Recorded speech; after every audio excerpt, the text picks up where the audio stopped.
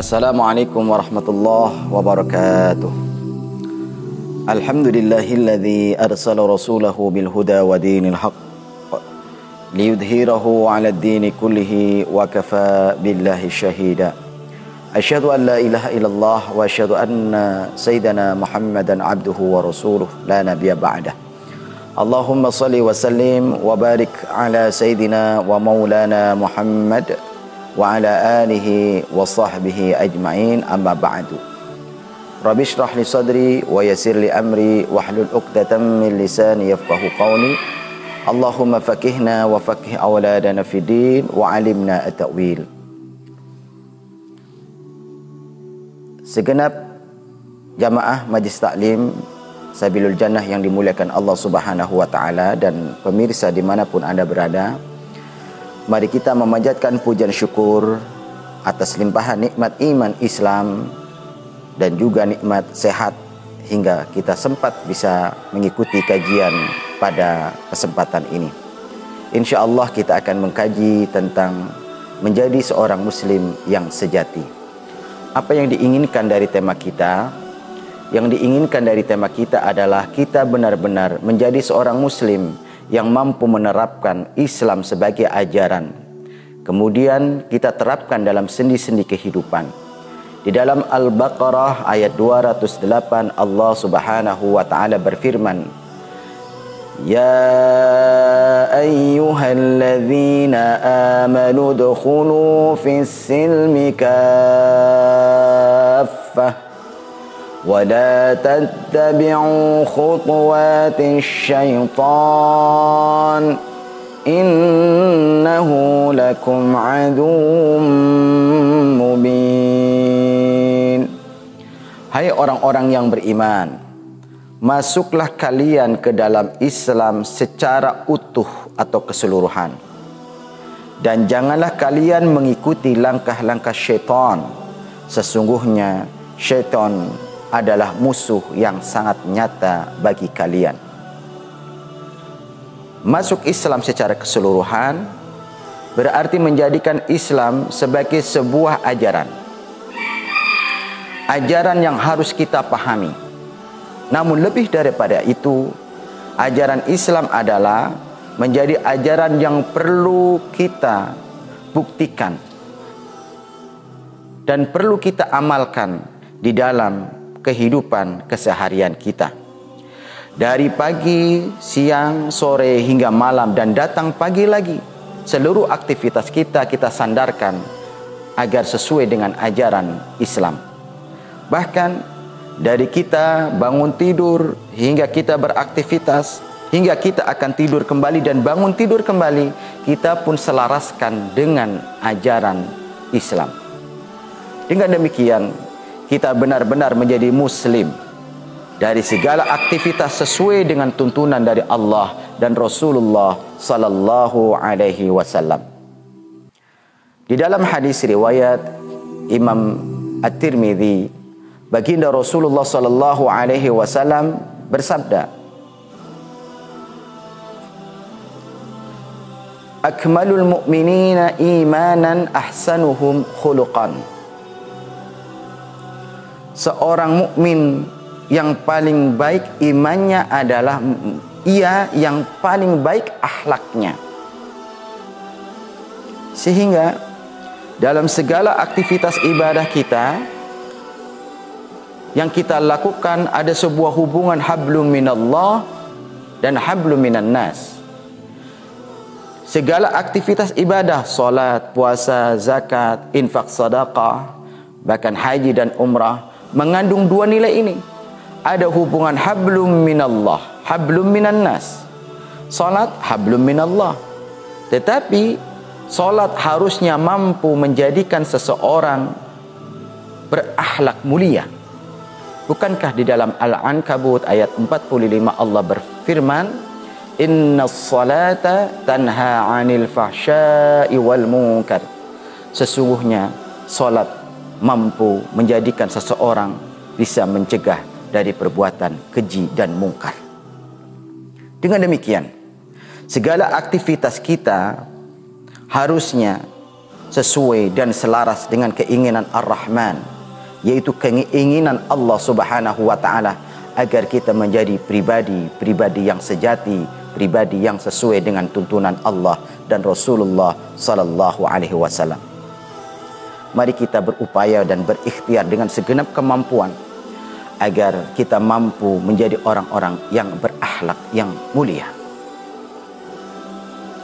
Dalam hadis yang lainnya, masih dalam riwayat Imam At-Tirmidzi, baginda Rasulullah sallallahu alaihi wasallam bersabda, "Min husni islamil mar'i tarkuhu ma la ya'ni."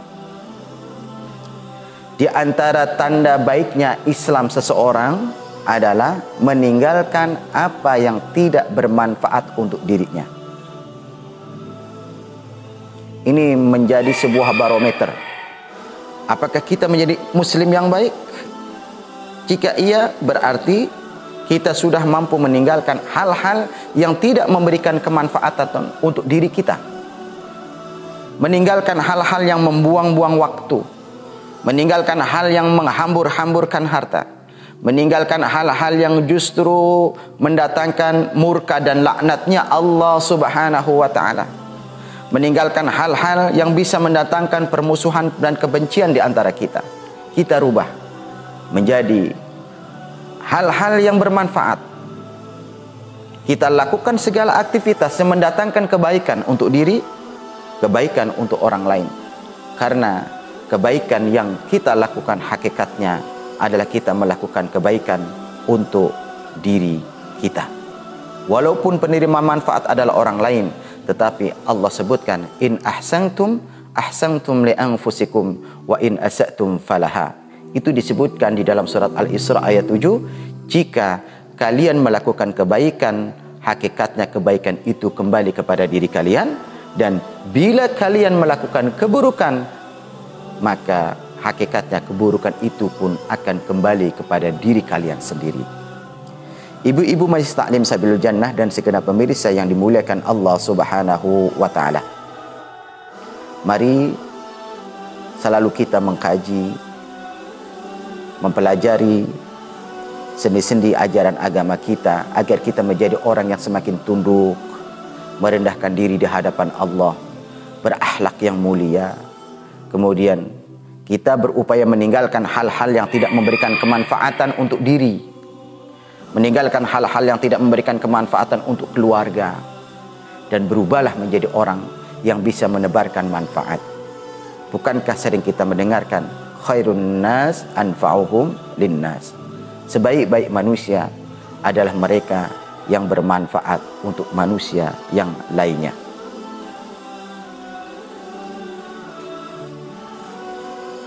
Menjadi muslim yang bermanfaat tentu dambaan setiap kita. Perlu sebuah perjuangan.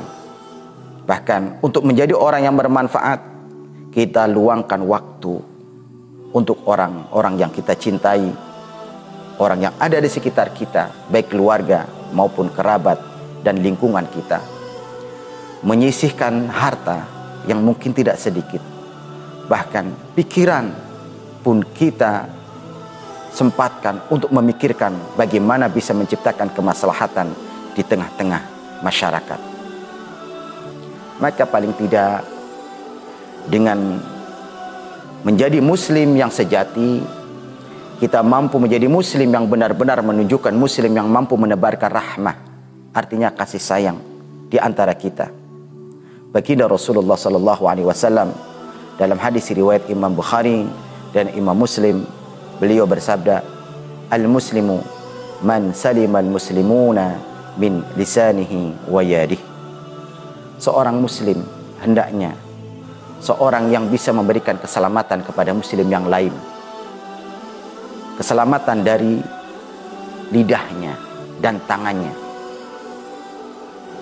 Tidak menjadikan lidah ini untuk mencela orang lain.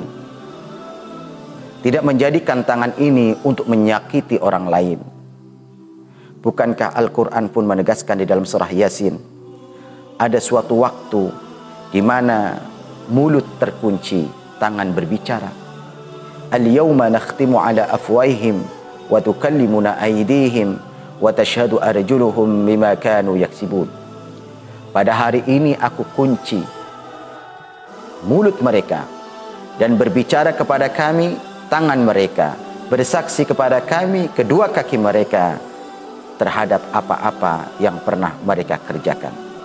Mari kita jadikan seluruh jiwa dan raga ini untuk mencari ridhonya Allah Subhanahu wa ta'ala. Peran yang bisa kita terapkan di dalam kehidupan sebagai seorang muslim, di antaranya sebagaimana disebutkan di dalam Al-Quran, bahwasanya seorang mukmin dengan mukmin yang lain adalah bersaudara. Di dalam Al-Hujurat ayat 10. Innamal mu'minuna ikhwah. Sesungguhnya seorang mukmin adalah bersaudara. Bahkan digambarkan hubungan seorang mukmin dengan mukmin yang lain kal bunyan yashuddu ba'duhu ba'dha. Seperti bangunan yang saling menguatkan satu sama yang lain. Bukankah kokohnya atap karena kokohnya tembok-tembok yang ada di sekitarnya? Bukankah kokohnya tembok berdiri karena kokohnya pondasi-pondasi yang ada? Antara atap, tembok, dan pondasi tidak saling cemburu, tidak saling berperang. Mereka sama-sama mempunyai peranan. Bahkan disebutkan kal jasadi wahid. Hubungan seorang mukmin itu seperti hubungan satu badan. Bila salah satu badan terasa sakit, maka yang lain pun merasakan kesakitan. Tangan kanan tidak pernah menyombongkan diri terhadap tangan yang kiri. Demikian pula, tangan kiri tidak pernah merasa rendah dengan keberadaannya di samping tangan kanan. Demikian pula, mata kita tidak merasa lebih tinggi daripada mata kaki kita. Semuanya punya peranan, baik mata yang kita gunakan untuk melihat maupun mata kaki yang ada di kaki kita. Maka kehidupan mukmin ketika merasa diri saling menguatkan, ketika melihat perselisihan, pertengkaran, permusuhan, hendaknya janganlah kita mencari jalan saling melaporkan misalnya, saling menindas, saling menzalimi. Dan kita pun jangan menjadi penonton terhadap perselisihan. Dalam Al-Quran, Allah Subhanahu wa ta'ala melanjutkan dalam surat Al-Hujurat ayat 10 ini, fa aslihu baina akhawaykum wattaqullaha la'allakum turhamun. Maka damaikanlah di antara saudara-saudara kalian dan bertakwalah kepada Allah agar kalian mendapatkan rahmah. Apakah selama ini kita menikmati perselisihan yang ada di hadapan kita? Paling tidak kalau kita tidak mampu berperan menjadi penengah, menjadi juru damai, kita ingkari perselisihan tersebut. Kita bantu dengan doa agar cepat terselesaikan perselisihan yang ada di hadapan kita. Perselisihan yang berlarut-larut bisa menjadi bom waktu. Terlebih terkadang perselisihan di antara anak manusia mempunyai keinginan untuk membalas dendam, untuk membunuh. Berkenaan dengan membunuh seorang mukmin disebutkan di dalam Al-Quran. Surah An-Nisa ayat 93 Allah berfirman, وَمَنْ يَقْتُلْ مُؤْمِنًا مُتَعَمِّدًا فَجَزَاؤُهُ جَهَنَّمُ خَالِدًا فِيهَا. Dan siapa yang membunuh seorang mukmin dengan sengaja, maka dia akan dibalas dengan neraka jahanam dan si pembunuh kekal di dalam neraka jahanam. Ini adalah balasan akhirat. Tidak hanya itu, wa ghadiballahu alaihi, dan Allah murka kepadanya, wa la'anah, dan Allah melaknatnya, وَعَدَّ لَهُ عَذَابًا عَظِيمًا, dan disiapkan baginya azab yang amat besar. Ibu-ibu Majlis Taklim Sabilul Jannah yang dimuliakan Allah Subhanahu wa taala, tidaklah mudah menjadi muslim yang sejati. Karena sejatinya seorang muslim adalah mereka yang dengan kerelaan, dengan ketundukan mau menerima tuntunan dari Allah dan Rasulullah sallallahu alaihi wasallam. Sehingga kami berharap setiap kajian yang kita kaji bersama tidak hanya untuk didengar, dilihat dan dipahami, tetapi lebih daripada itu, kita lihat, kita dengar, kita kaji, kita pahami, kemudian amalkan sesuai dengan kemampuan yang ada pada diri kita. Jadilah kita menjadi orang yang berperan di dalam kehidupan ini melakukan kebaikan-kebaikan, agar orang lain bisa menjadi tertarik dengan ajaran agama Islam, atau muslim yang lain termotivasi untuk mengamalkan ajaran-ajaran Islam karena dari cara kita menampakkan Islam yang sejati, yang sesuai dengan ajaran Allah dan Rasulnya. Akhirnya dalam penutup kajian ini ingin kami kutipkan firman Allah di dalam surah An-Nahl ayat 90, Innallaha ya'muru bil adli wal ihsan. Sesungguhnya Allah menyerukan kepada kalian untuk berlaku adil dan berbuat baik. Wa ita'i dzil qurba, dan memberi bantuan kepada kerabat dekat. Wa yanha 'anil fahsya'i wal munkari wal baghi, dan Dia Allah melarang kalian melakukan perbuatan keji dan mungkar dan permusuhan. Ya'idukum la'allakum tadhakkarun. Dia Allah memberikan pembelajaran kepada kalian agar kalian mengingat pembelajaran tersebut. Semoga kita menjadi orang-orang yang mampu menerapkan ajaran Islam dengan segenap kemampuan yang kita miliki. Kemudian Islam mampu kita terapkan dalam sendi-sendi kehidupan.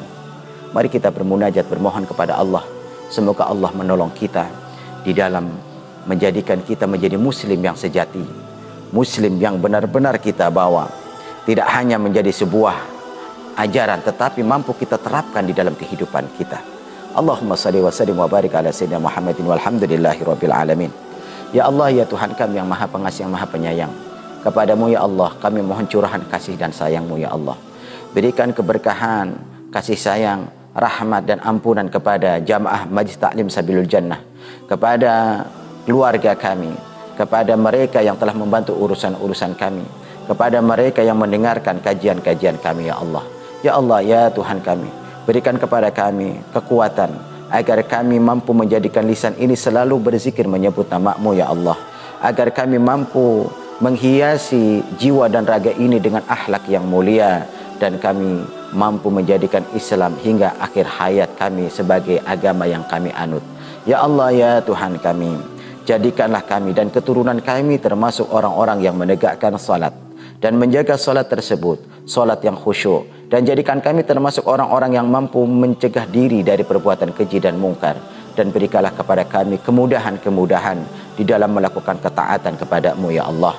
Berikan kepada kami rezeki yang barakah, halal, yang baik, yang berlimpah. Jauhkan kami ya Allah dari laknat dan murka-Mu ya Allah.